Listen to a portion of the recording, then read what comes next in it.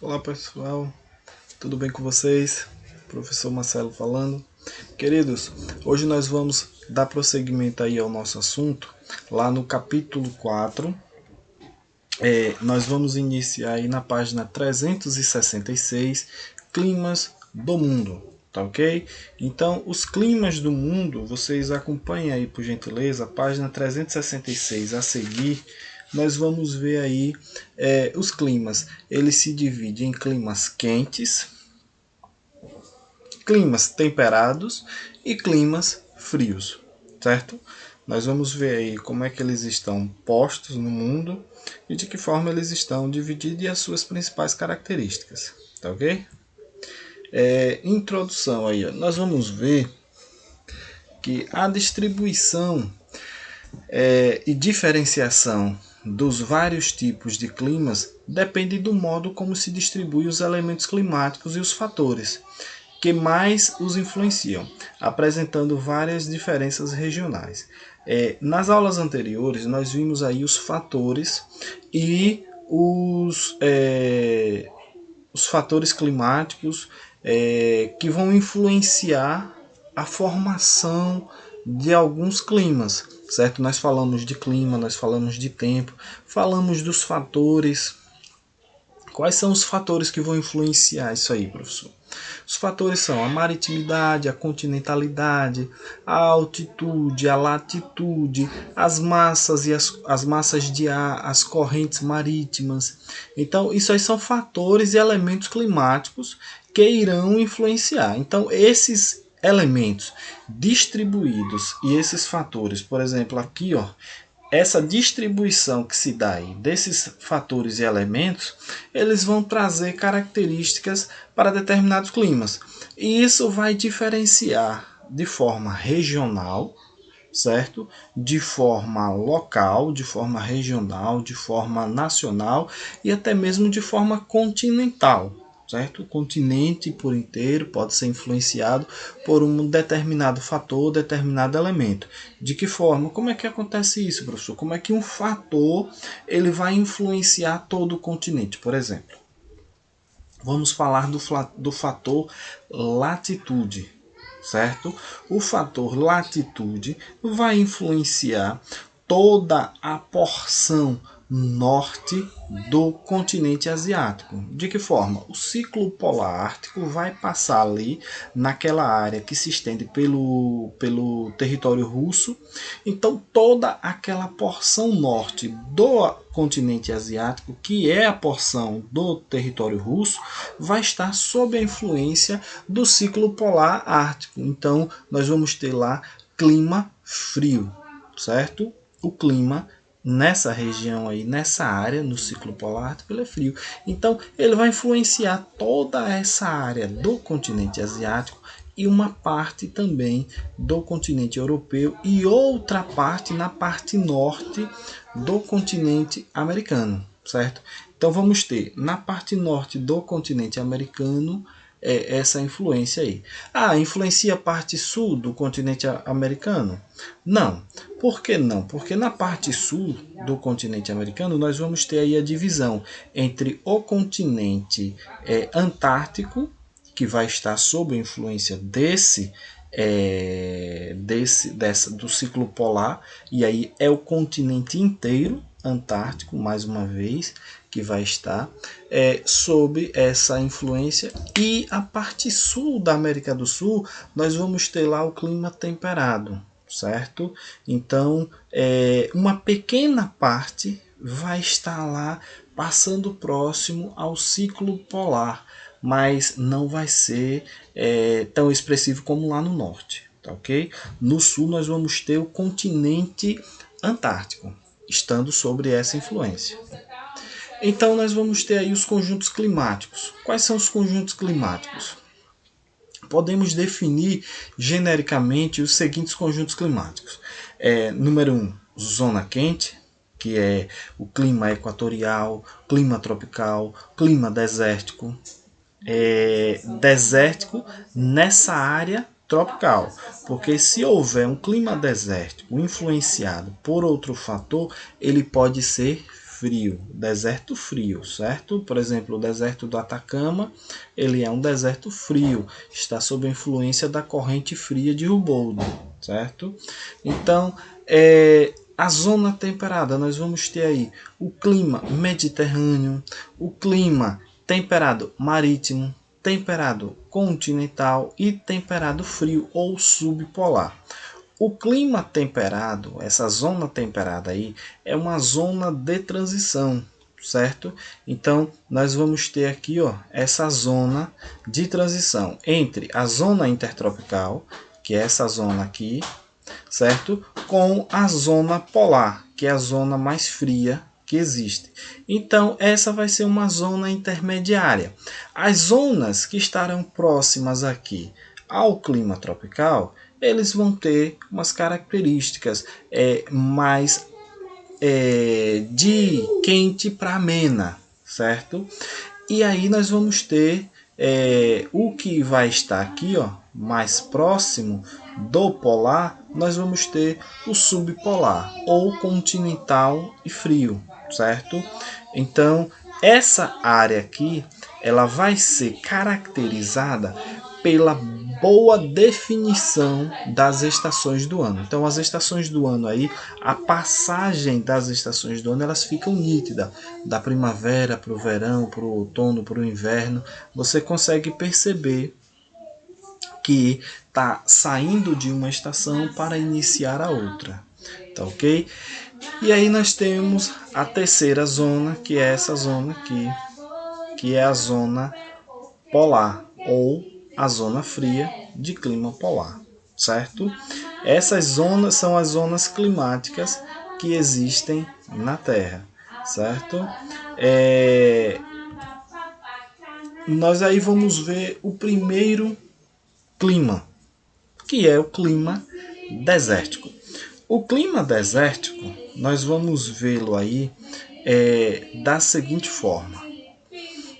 Localiza-se entre as latitudes 15 e 30 graus norte e sul.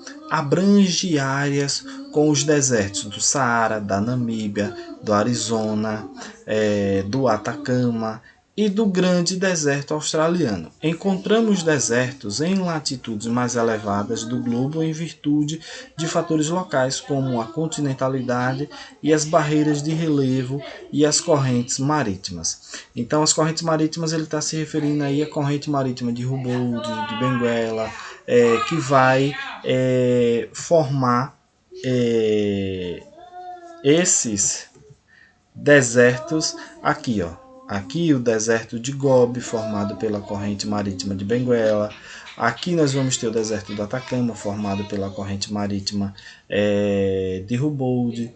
Aqui nós vamos ter um outro deserto da Califórnia. Aqui nessa área nós vamos ter uma outra corrente fria, nós vamos ter a formação de desertos. Então, mas esses desertos aí, a que eles estão se referindo, a área propícia à formação de deserto é essa área aqui, ó.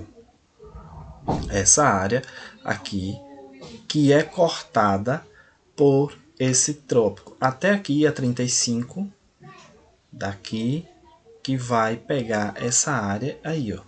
Então aqui nós temos o maior deserto da Terra e a maior área desértica é essa daqui, ó. Essa é a maior área desértica do planeta, certo? Então essa área aqui, ó, é uma área que vai ter uma forte predisposição à formação de desertos por conta dessa formação tropical, certo? Desertos quentes, tá ok? Então, encontramos desertos em latitudes mais elevadas do globo em virtude de outros fatores. Por exemplo, aqui no sertão nordestino, nós temos o clima semidesértico, né? O semiárido. Ele é formado por conta de uma formação que existe no litoral brasileiro, que é o Planalto da Borborema. Planalto da Borborema, ele vai estar disposto aí ao longo do litoral do litoral brasileiro e vai impedir, vai funcionar como barla-vento. Os ventos úmidos vêm do oceano, mas se chocam no Planalto da Borborema e pouca umidade transpõe esses montes. E então essa pouca umidade que transpõe leva pouca chuva ou chega com muito pouca umidade lá. E aí vai gerar ao lado do outro lado do Planalto da Borborema uma zona semiárida. Enquanto do lado de cá nós vamos ter uma área com clima tropical úmido, tá ok? Por quê? Por conta dessa formação planáltica, a umidade que vem do oceano não transpõe para o interior do sertão nordestino. E aí tem essa área, não é todo o sertão, mas tem essa área do sertão nordestino que é chamada de semiárida, ou a área lá, a região do polígono da seca, é onde a seca é mais severa, tá ok? Isso aí é um outro fator que vai propiciar essa formação semidesértica. E o que é que vai caracterizar o deserto? Pessoal, observe aí nessa imagem, ó, clima desértico, nós vamos ter aí um climograma. E esse climograma, o que é um climograma? Climograma é um instrumento que nós vamos, uma representação gráfica, um instrumento de representação gráfica de dados climáticos, certo? Trata-se de um recurso fundamental para a realização de estudos sobre o clima. Então, quando nós vamos estudar climas, obrigatoriamente nós temos que mostrar um climograma. E esse aqui, ó, é um climograma da região lá da Argélia, na África, nessa região aqui, ó. Então, nessa região, vocês observam, aqui nós temos embaixo os meses do ano: janeiro, fevereiro, março, abril, maio, junho, julho, agosto, setembro, outubro, novembro e dezembro. Então, são 12 meses do ano. Aqui, nessa coluna aqui, nós temos a temperatura em graus Celsius, a temperatura média. Nesse outro lado aqui, nós vamos ter a precipitação em milímetros, certo? Precipitação é chuva, a quantidade de chuva em milímetros que caiu naquela região. A temperatura nós veremos aqui por essa linhazinha aqui, ó. Observa aqui, ó. Aqui nós temos aí aproximadamente 14 graus, e aí em janeiro, fevereiro a temperatura chegou aí a seus 14, 13, maio, o mês de maior temperatura que tem é junho. O pico é aqui, ó, chega a aproximadamente 20 graus, né, de temperatura em junho. E aí, quando chega em dezembro aqui, a temperatura ela cai novamente. Chega aí por volta de seus 10 graus, certo? E aí, essa linha vai mostrar a temperatura. E a precipitação vai ser mostrada por essas barras aqui, ó. Então, no mês de janeiro, nós vamos ter aí aproximadamente 2 milímetros. Então, chove muito pouco. Chove muito pouco. Ó, o mês que chove mais aí vai ser o mês de agosto, que vai chover pouco mais de 10 milímetros. Isso aí é um clima desértico. O clima desértico ele é caracterizado pela baixa pluviosidade, certo? Baixo regime de chuvas. No clima desértico, nós vamos ter uma precipitação aí em torno de zero, sem chuva nenhuma, até no máximo 150 milímetros. Choveu entre 0 e 150 milímetros é caracterizado clima desértico. Então, esse aí é um clima desértico, certo? No clima semidesértico, ou seja, no semiárido, né, porque o clima desértico ele também é chamado de árido, clima árido.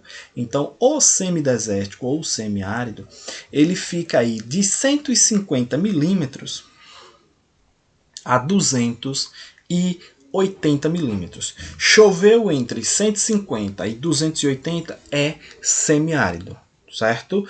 O clima semiárido ele circunda o clima desértico, clima árido. Aí você pode me dizer, mas professor, como é que no sertão nordestino nós temos um clima semiárido se nós não temos o clima árido ou deserto, né? Então como é que nós vamos ter um semideserto se nós não temos um deserto? Não há o deserto, mas está provado que as características que existem no sertão nordestino, naquela região do polígono da seca, é uma situação de semiaridez, porque a precipitação ela gira em torno aí de 150 e 280 milímetros por ano, certo? É quando nós vamos calcular aqui, ó, essa precipitação toda. Então, a precipitação total aí nesse país aqui é de 59 milímetros. A precipitação, a soma de tudo aí das chuvas que caem é 59 milímetros. Pessoal, eu vou dizer uma coisa, já teve dia aqui no Brasil, nós tivemos lá no mês de fevereiro, em um único dia, choveu lá em Minas Gerais o equivalente a 60 milímetros. Foi quando houve lá aquelas cheias na região sudeste, né, que destruiu muita coisa. E em um único dia chegou a chover 60 milímetros lá em Minas Gerais, certo? Então é muita chuva para um dia só, mas para um ano não é não, tá? E aí nós vamos às características. Temperaturas médias mensais elevadas ao longo do ano. Olá, a temperatura média anual chegou aí, ó, ficou aí em 21,2 graus. Então nós temos temperaturas médias mensais elevadas ao longo do ano, amplitudes térmicas diárias elevadíssimas, podendo ultrapassar 30 graus Celsius. E o que é a amplitude? A diferença entre a máxima e a mínima, certo? A temperatura durante o dia chegou a 40 graus e a temperatura à noite chegou a 10 graus. Então nós vamos ter aí uma amplitude térmica de 30 graus. Se durante o dia chegou a 40 e durante a noite caiu para 10, 40 menos 10, 30. Então nós vamos ter uma amplitude térmica, a diferença entre a máxima e a mínima aí, de 30 graus, certo? Precipitação rara e irregular. Precipitação é chuva, certo? Rara e irregular, menos de 250 milímetros por ano. Não existe estação úmida, podem passar anos sem cair uma gota de água, mas quando chove é torrencialmente, ou seja, muita chuva, com enxurradas, que tudo arrasta na sua frente. Quando cai chuva, por exemplo, no deserto do Atacama, nós temos uma área lá que não cai uma gota de água há mais de 25 anos. Mais de 25 anos que não cai uma gota de chuva. Aí, quando a última vez que choveu, destruiu algumas casas, teve lá uma enxurrada, um problemão, muitas casas ficaram avariadas que depois não teve condição de se recuperar, mas isso ocorreu em uma semana, uma chuva de um dia que ocasionou esses problemas. Depois de nos meses lá se resolveu tudo e até agora não se choveu novamente. Isso é bom? Não, não é bom, é ruim, não é? Mas bom seria que houvesse chuvas regulares, né, que não iria prejudicar a vida nas casas, tudo, mas teríamos uma regularidade no clima aí, tá ok? Nos desertos existe uma grande escassez de água e umidade influenciada por alta pressão permanente, rápida evaporação e forte insolação. Nós vamos ter uma alta pressão atmosférica permanente aí, uma rápida evaporação por conta da alta temperatura, né? A chuva que cai evapora rapidamente por conta da alta temperatura, a formação do terreno, um terreno arenoso. Então, essa forte insolação vai fazer com que ela se evapore e as plantas não conseguem sobreviver porque o terreno se aquece muito rapidamente, não existe umidade para manter a vida ali, só em locais que são chamados os oásis, onde há uma fonte, certo? E aí existe a vegetação ao lado dessa fonte que vai impedir também que a radiação evapore rapidamente essa água que está lá, certo? A vegetação também vai ter esse papel aí.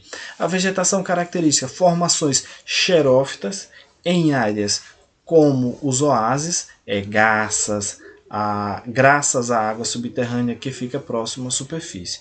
Então, nessa água subterrânea, nesse lençol subterrâneo que está abaixo de uma rocha impermeável, havendo um extravasamento, ela chega até a superfície e vai favorecer ali a formação desses oásis, certo? Em alguns locais no deserto,